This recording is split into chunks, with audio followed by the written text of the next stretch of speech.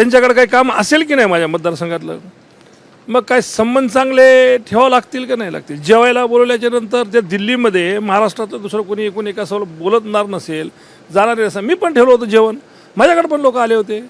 मग काय आपण तसाच अर्थ लावायचा का सगळ्या गोष्टीचा, असं नाही आहे. पण मला काय म्हणायचं की ऑपरेशन टायगर किती दिवसापासून सुरू आहे, 2 वर्षापासून सुरू आहे. अरे कुठेतरी संपवा ना मग. हे जे गेल्या काही दिवसांपासून सातत्यानं एक चर्चा सुरू आहे ती म्हणजे ऑपरेशन टायगरची.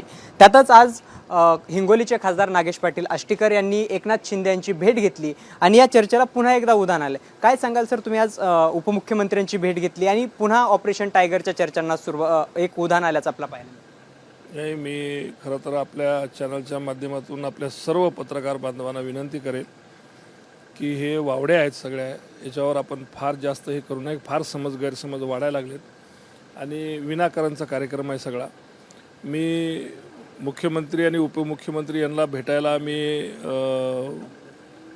सह्याद्रीवर गेलो होतो, पण तिथली बैठक संपल्यामुळं मला शिंदेसाहेबाला एक पत्र द्यायचं होतं. माझ्या मतदारसंघामध्ये बाह्य वळण रस्त्याच्या संदर्भातलं पत्र होतं. मी गडकरी साहेबाकडे गेलो होतो.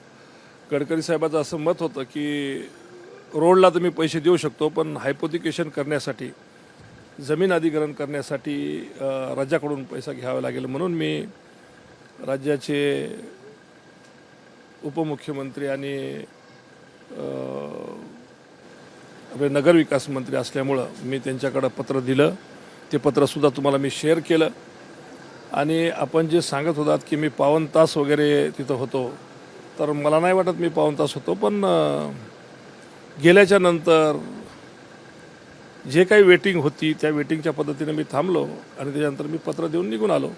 कुठल्याही प्रकारची आगावची दुसरी काही चर्चा झाली नाही किंवा कोणत्याही गोष्टीची अशी काही नाही आहे. मग आमच्या कोणताही उद्धव बाळासाहेब ठाकरेचा खासदार असेल त्यांच्या कोणी संपर्कात नाही आहे, आम्ही कोणाच्या संपर्कात नाही आहे. विनंती आहे आपल्या माध्यमातून की बाबा हे असं नका करू. आम्ही विरोधी पक्षातले माणसं, विरोधी पक्षात असताना आम्हाला कुठं ना कुठं तरी मंत्र्याला, उपमुख्यमंत्र्याला, मुख्यमंत्र्याला, PM-ला भेटायचं जावंच लागेल. आणि भेटायला गेल्या तुम्ही सुरू करता ऑपरेशन टायगर. त्याला काहीतरी कारण आहे. जसं ज्या पद्धतीने पाठीमागं डिनर डिप्लोमसी म्हणून ज्यावेळेस प्रतापराव जाधव त्यांच्या घरी तुम्ही स्नेहभोजनाला गेला होता, त्यानंतर मध्यंतरी काही भेटीगाठी झाल्या आणि त्यामुळं ही काहीतरी कारणं असल्याशिवाय. जाधव कोण आहेत, मंत्री आहेत की नाही, त्यांच्याकडे काही काम असेल की नाही माझ्या मतदारसंघातलं, मग काय संबंध चांगले ठेवावं लागतील का नाही लागतील. जेवायला बोलवल्याच्या नंतर त्या दिल्लीमध्ये महाराष्ट्रातलं दुसरं कोणी एकूण एकासोबत बोलतणार नसेल, जाणारे नसेल. मी पण ठेवलं होतं जेवण, माझ्याकडे पण लोक आले होते. मग काय आपण तसाच अर्थ लावायचा का सगळ्या गोष्टीचा, असं नाही आहे.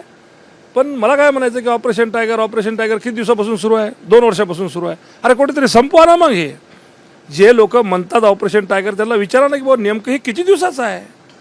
2 वर्ष होऊन गेले, संपा. दुसरं काहीतरी नाव द्या, दुसरं काहीतरी म्हणा, दुसरं काहीतरी वावड्या काढा. हे काय लावलंय बार बार. जूनमध्ये 6 खासदार फुटणार अशा पद्धतीचे एकंदरीत हे दुसरं कोणी नाही तर एकनाथ शिंदेच्या पक्षाचे. त्यांना विचारा ना तुम्ही, त्यांना विचारा ना की हे किती दिवस चालणार आहे.